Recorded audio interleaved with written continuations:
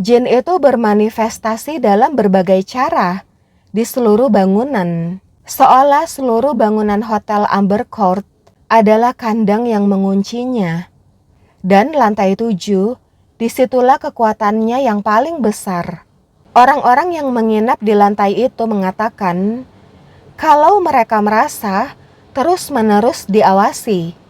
Terkadang ada sesuatu yang berdiri tepat di belakang mereka. Ada hembusan nafas di leher, tapi ketika berbalik, tidak ada apa-apa. Lalu, terkadang dindingnya condong ke dalam, atau seperti berubah posisi. Yang lainnya, dikatakan bahwa ada satu unit di lantai itu, di mana orang-orang bisa melihat hal goib di cermin yang ada di sana. Ada seseorang yang sedang bercermin, lalu ketika dia pergi, bayangannya tertinggal di cermin itu. Ada juga yang mengatakan seseorang dalam kondisi diam saat menatap cermin itu, tapi tiba-tiba bayangannya bergerak, tersenyum, lalu tertawa ganjil. Lalu ada lagi yang mengatakan jika dia melihat wanita bergaun merah tanpa wajah di belakangnya saat dia bercermin di sana. Ada yang bilang kalau itu hantu lain, bukan jin. Tapi ada yang percaya jika itu adalah jin si wanita teratai, karena jin bisa berubah wujud, meniru apapun yang mereka inginkan. Dan jin yang satu ini marah. Jadi dia mencoba menarik perhatian. Mungkin mencoba membuat seseorang berusaha melepaskannya. Jadi dia akan menunjukkan dirinya dengan cara apapun yang bisa dia lakukan. Selain itu, ada cerita lain tentang lantai 7. Jadi, ada sekelompok mahasiswa dari luar kota. Mereka lagi traveling. Saat tiba di Genting, mereka memutuskan untuk menginap di Amber Court karena harganya murah. Salah satu dari mereka, sebut saja Fikri, ia turun ke lobi saat larut malam untuk membeli air. Saat mau kembali ke atas, liftnya berhenti di lantai 7. Nah terus, padahal dia nggak nekan tombol open, tapi pintunya terbuka sendiri. Dan di sana, di koridor di depan lift, ada sesosok pria dalam posisi membelakanginya. Tinggi, rambutnya acak-acakan, pakaiannya compang-camping, diam, hanya berdiri di sana. Lalu Fikri menyadari kalau tangan pria itu seperti kayu hitam dengan jari yang terlalu panjang. Fikri langsung menekan tombol tutup dan untungnya dia berhasil kembali ke kamarnya. Tapi pas sampai kamar, Fikri pingsan. Saat itu suhu tubuhnya panas sekali. Lalu Fikri mulai mengoceh, tidak bisa berhenti. Teman-temannya mencoba menenangkannya, tapi ternyata saat itu Fikri belum sadar. Matanya terbuka, tapi dia tidak bisa melihat teman-temannya. Dan dia terus mengatakan hal yang sama berulang-ulang. "Cik Suri, maafkan aku, jangan ganggu aku." Teman-temannya mencoba membacakan doa untuknya selama berjam-jam. Lalu akhirnya dia lebih tenang. Ketika Fikri bangun, dia tidak ingat apapun. By the way, kata Cik dalam bahasa Malaysia berarti Miss atau Makcik. Dan Suri mungkin singkatan atau panggilan dari sebuah nama. Misalnya Suryani. Jadi, Cik Suri kemungkinan sebuah nama panggilan dari Makcik Suri. Apakah itu nama asli si wanita teratai? Atau apakah itu merupakan panggilan jinnya? Tidak ada yang tahu. Tapi katanya, beberapa orang pernah menginap di Hotel Amber Court. Pernah mendengar nama itu dibisikkan di telinga mereka saat larut malam. Ketika mereka sendirian. Cik Suri. Lalu ada cerita tentang lantai 13. Beberapa tamu melaporkan bahwa mereka mendengar suara wanita menangis di kamar mandi. Tidak setiap malam, Tapi random, tiba-tiba aja, isak tangis itu juga menggema di sepanjang koridor. Ketika staf hotel memeriksanya, tidak ada siapapun di sana. Tapi tiba-tiba di suatu hari, suara tangisan itu terdengar sekitar pukul 3 pagi. Hal itu berlangsung selama beberapa hari. Dan itu adalah waktu yang sama ketika si wanita teratai biasa menerima pengunjung. Waktu yang sama ketika orang-orang yang putus asa akan mengetuk pintunya. Jadi, orang-orang mulai berpikir, apakah itu si wanita teratai? Apakah dia terbunuh di sana? Apakah rohnya masih bergentayangan di gedung itu, terpisah dari jin yang dia pelihara? Namun ada juga yang mengatakan jika tangisan itu adalah jin yang meniru suaranya, mencoba menarik perhatian agar seseorang melepaskannya. Ada juga yang mengatakan jika itu sebenarnya adalah roh si wanita teratai yang terjebak bersama jin yang dia ikat. Roh wanita ini tidak bisa pergi ke alam baka karena belum melepaskan jin peliharaannya.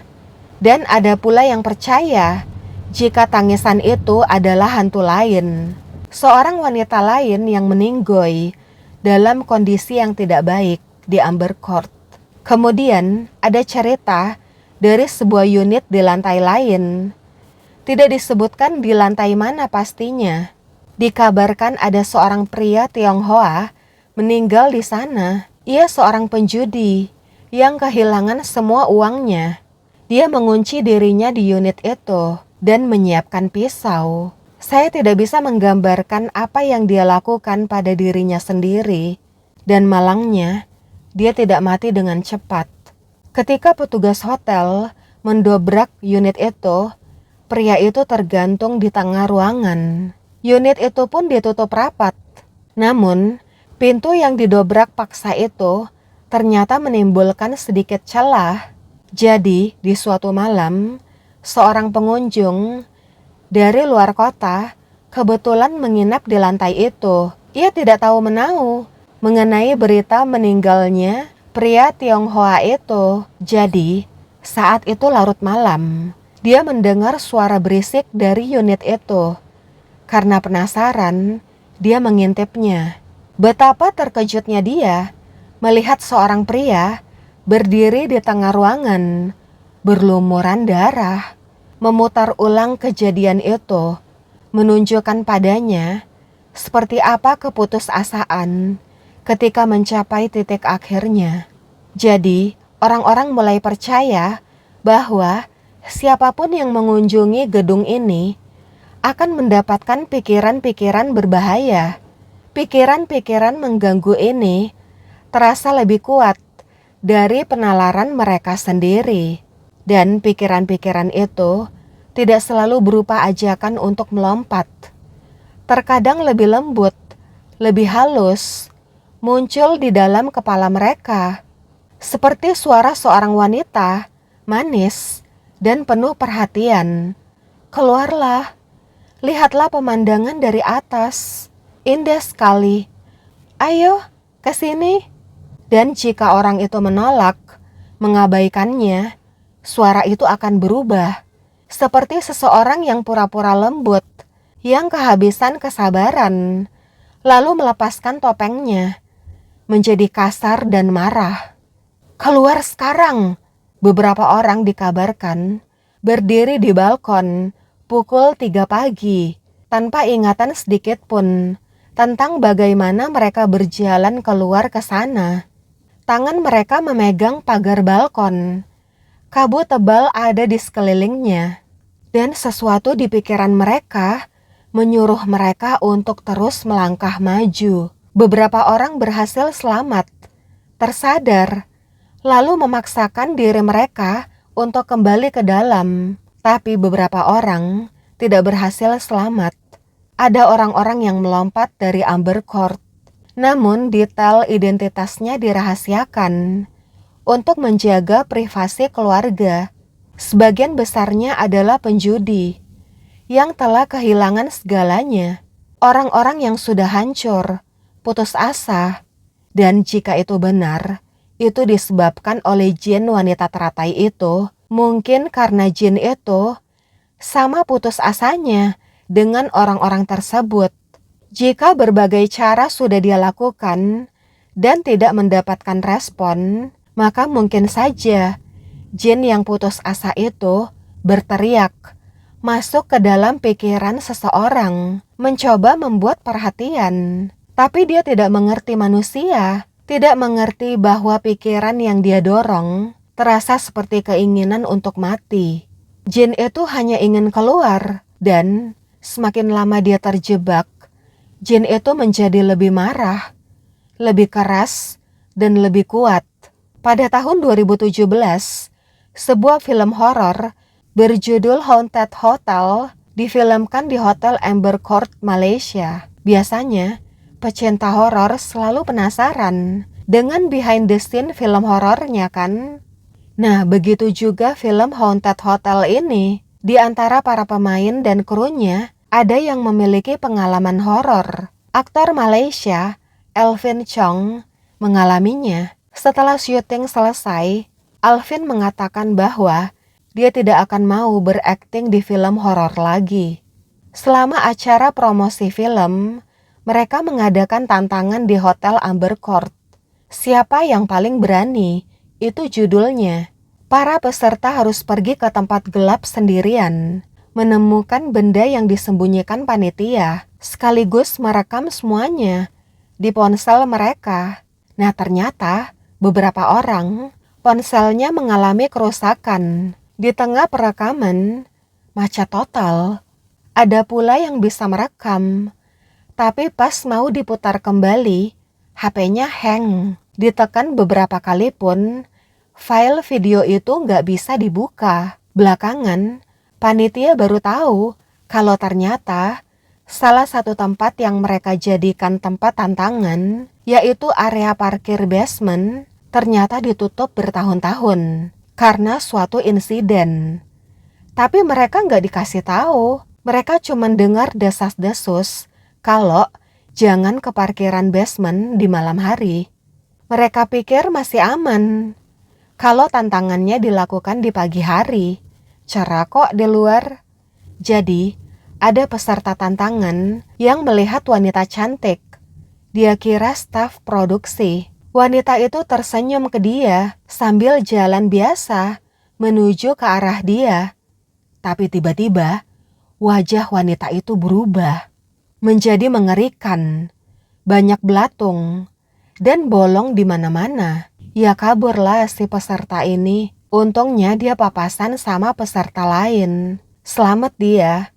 Ada juga nih peserta yang tidak bisa menemukan jalan keluar dari situ. Dia jalan berputar-putar selama berjam-jam, melewati pilar parkir yang sama, yang ada nomornya itu, berulang kali. Terus ada juga yang kembali ke atas, sambil terus mengoceh, meracau tidak jelas.